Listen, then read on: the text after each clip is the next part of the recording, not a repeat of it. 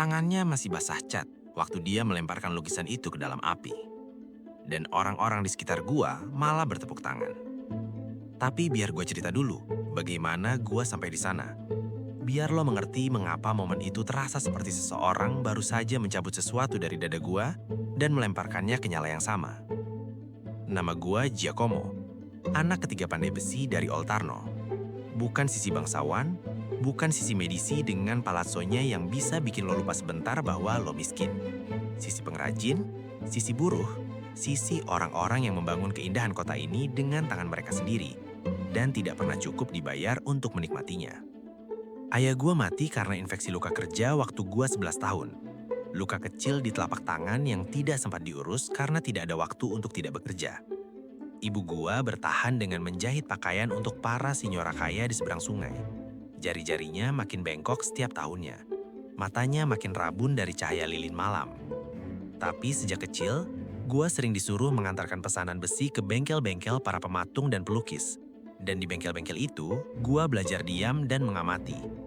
Firenze pada awal 1490-an adalah kota yang punya rahasia tentang dirinya sendiri. Rahasia itu namanya Lorenzo de Medici, Il Magnifico, yang baru saja mati pada 1492 dan meninggalkan kekosongan yang kota ini belum tahu cara mengisinya.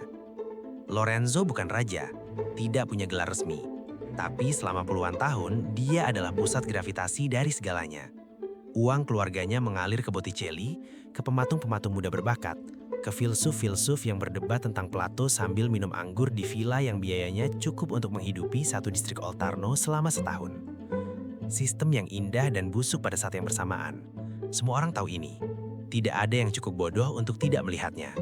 Tapi produknya, karya-karya yang lahir dari jaringan patron dan seniman dan uang medisi, begitu luar biasa sehingga tidak ada yang cukup berani mengeluh keras. Korupsi yang elegan adalah tetap korupsi, tapi sulit untuk marah pada sesuatu yang menghasilkan hal seindah itu. Gua masuk ke dunia ini dari pintu belakang, secara harfiah, sebagai garzone di bengkel Maestro Orsini, pelukis kelas menengah yang cukup mapan untuk punya beberapa asisten, tidak cukup terkenal untuk jadi sombong. Pekerjaan gua menggiling pigmen, membersihkan kuas, menyiapkan panel kayu dan mengerjakan bagian latar belakang lukisan yang kata sang maestro tidak perlu tangan utama. Latar belakang, langit, dedaunan, arsitektur yang blur di kejauhan.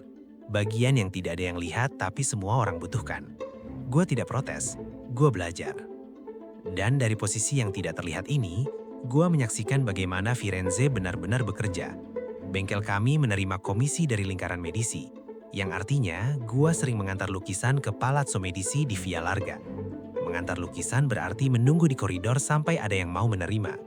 Menunggu di koridor berarti mendengar percakapan yang tidak seharusnya sampai ke telinga garzone. Begitulah gue belajar bahwa Piero, anak Lorenzo yang mewarisi kekuasaan tapi tidak mewarisi kecerdasannya, sudah membuat keputusan yang membuat orang-orang kepercayaan ayahnya berbisik dengan cemas di balik pintu. Bahwa di utara, Raja Charles ke-8 dari Perancis sedang mengumpulkan pasukan dengan tujuan yang tidak baik bagi semenanjung Italia. Bahwa sistem loyalitas halus yang Lorenzo bangun selama puluhan tahun mulai retak di tepinya. Dan di sudut-sudut piazza, nama yang semakin sering disebut, Savonarola.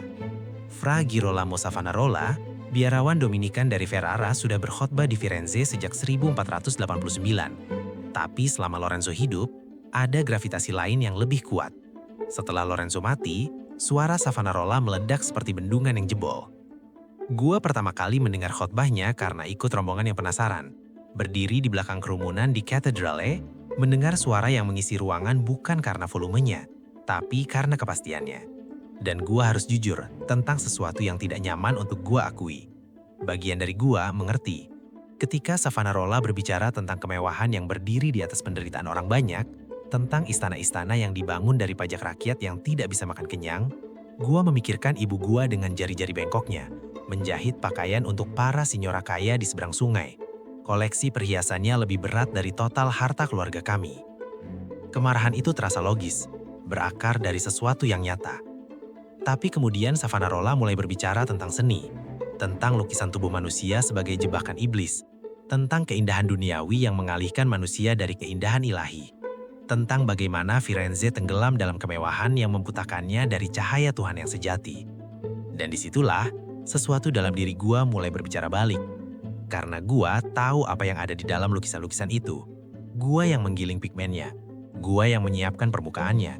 Gua yang mengerjakan bagian-bagian yang tidak ada yang lihat. Dan apa yang ada di dalam lukisan itu bukan jebakan iblis. Itu adalah upaya manusia untuk memahami apa yang dia lihat, untuk menangkap sesuatu yang benar tentang cahaya dan bentuk, dan hubungan antara benda-benda di dunia. Ini bukan soal moralitas. Gua mulai mengerti itu. Ini soal kontrol atas apa yang boleh lihat manusia, apa yang boleh dipahami manusia, seberapa jauh mata dan akal manusia boleh pergi tanpa izin. November 1494, kabar yang sudah lama ditakutkan menjadi kenyataan. Charles ke-8 dari Prancis menyeberangi pegunungan Alpen dengan pasukan yang jumlahnya membuat semua orang pucat. Dan Piero de Medici, dalam keputusan yang akan dicatat sejarah sebagai salah satu pengkhianatan terbodoh kepada suatu kota, menyerahkan benteng-benteng Firenze ke Prancis tanpa perlawanan, tanpa konsultasi, tanpa apapun. Firenze murka. Keluarga yang selama 60 tahun menjadi identitas kota ini diusir dalam semalam. Massa menyerbu Palazzo Medici, mengambil apa yang bisa diambil, menghancurkan apa yang tidak bisa diambil. Gua berdiri di jembatan Ponte Vecchio malam itu, dan melihat cahaya obor di seberang sungai. 60 tahun kekuasaan, akhir dalam beberapa jam. Sistem yang menghasilkan Botticelli dan Ghirlandaio, dan puluhan maestro yang namanya akan diingat berabad-abad, runtuh karena satu pewaris yang tidak cukup cerdas untuk mempertahankan apa yang diwariskan. Dan ke dalam kekosongan itu, Savonarola masuk. Firenze menjadi apa yang dia sebut Repubblica di Dio, Republik Tuhan, bukan metafora. Pemerintahan yang secara aktif dijalankan berdasarkan interpretasi sang biarawan tentang kehendak ilahi. Di jalan-jalan, jaringan anak-anak dan remaja yang dia sebut fanciulli, anak-anak Tuhan, berpatroli dengan keranjang, mengetuk pintu rumah penduduk, membujuk mereka untuk menyerahkan benda-benda mewah, cermin, parfum, kartu, wig, buku, dan lukisan. Ini bukan fenomena yang lahir dari kekosongan. Savonarola paham sesuatu yang pemimpin sebelumnya sering abaikan, bahwa kaum muda yang tidak punya masa depan jelas adalah energi yang paling mudah diarahkan.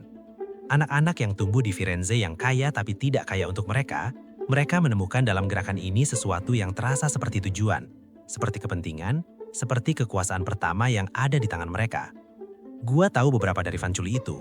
Gua tahu dari mana mereka berasal. Dan itu yang membuatnya lebih sulit untuk sepenuhnya membenci mereka. Malam sebelum Bonfire of the Vanities, Februari 1497, Maestro Orsini memanggil gua. Dia menunjuk ke beberapa panel yang bersandar di dinding. Sembunyikan ini di ruang bawah, malam ini. Tidak ada penjelasan, tidak perlu. Gua mengerti.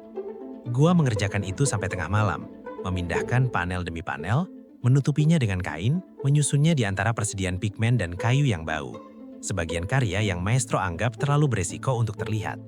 Gua tidak tahu mana dari karya-karya itu yang akhirnya selamat, mana yang tidak. Keesokan harinya, gua berdiri di Piazza della Signoria. Api menjulang setinggi beberapa meter di tengah piazza. Di sekitarnya orang berkerumun. Bukan hanya fanciulli, bukan hanya pengikut fanatik Savonarola, tapi juga orang-orang biasa, tetangga, pedagang, ibu-ibu rumah tangga. Sebagian menangis, banyak pula yang bersorak. Gua melihat cermin-cermin dilempar ke api, buku-buku, instrumen musik, dan kemudian lukisan. Sebagian yang gua kenal, sebagian yang tidak. Dan kemudian gua melihat dia, seorang pelukis muda umurnya mungkin tidak jauh dari gua, yang seminggu lalu menunjukkan sketsanya pada gua di sudut suatu osteria. Matanya berbinar waktu dia menceritakan tentang lukisan yang baru saja dia selesaikan. Sesuatu tentang cahaya di permukaan air katanya, yang akhirnya dia berhasil tangkap setelah berbulan-bulan mencoba. Akhirnya gue nemu caranya, katanya waktu itu. Dia berdiri di tepi api dengan lukisan itu di tangannya. Gue ingin berteriak, gue ingin maju dan merebutnya. Tapi gue berdiri tak gerak, karena dia yang menentukan untuk ada di sana. Dia yang berjalan ke sana sendiri, dan mengambil keputusan itu dari tangannya juga berarti mengambil keputusan itu sendiri dari tangan gue juga. Dan gue tidak cukup yakin dengan keyakinan gue sendiri untuk melakukan itu. Tangannya masih ada cat waktu dia melemparkan lukisan itu ke dalam api. Gua tidak tahu apakah itu ketulusan atau ketakutan yang membuatnya melakukan itu. Mungkin tidak ada bedanya. Ketakutan yang cukup dalam terasa seperti keyakinan dari dalam. Savonarola akhirnya jatuh dari kekuasaannya sendiri 2 tahun kemudian. Dia mengkritik Paus Alexander ke-6, Rodrigo Borgia, pria yang membeli jabatan kepausan, yang memiliki anak haram, yang menggunakan Vatikan sebagai instrumen kekayaan keluarganya, terlalu keras dan terlalu terbuka. Paus membalasnya dengan ekskomunikasi. Firenze yang sudah lelah dengan kemiskinan dan moralisme yang tidak menghasilkan apa-apa kecuali lebih banyak kemiskinan dan moralisme, berbalik. 1498, Savonarola ditangkap, disiksa, digantung, dan kemudian, dengan ironi yang terlalu persis untuk tidak terasa seperti disengaja sejarah, dibakar. Di tempat yang sama persis dengan Bonfire of the Vanities, di Piazza della Signoria yang sama. Orang-orang yang setahun sebelumnya bersorak melihat lukisan terbakar, kini bersorak melihat sang biarawan terbakar. Api yang sama, kerumunan yang sama, piazza yang sama. Keluarga Medici kembali ke Firenze pada 1512. Renaissance berlanjut, seolah Savonarola hanya jeda singkat dalam sesuatu yang terlalu besar untuk benar-benar dihentikan. Bengkel-bengkel dibuka kembali, pigmen kembali digiling, panel kayu kembali disiapkan.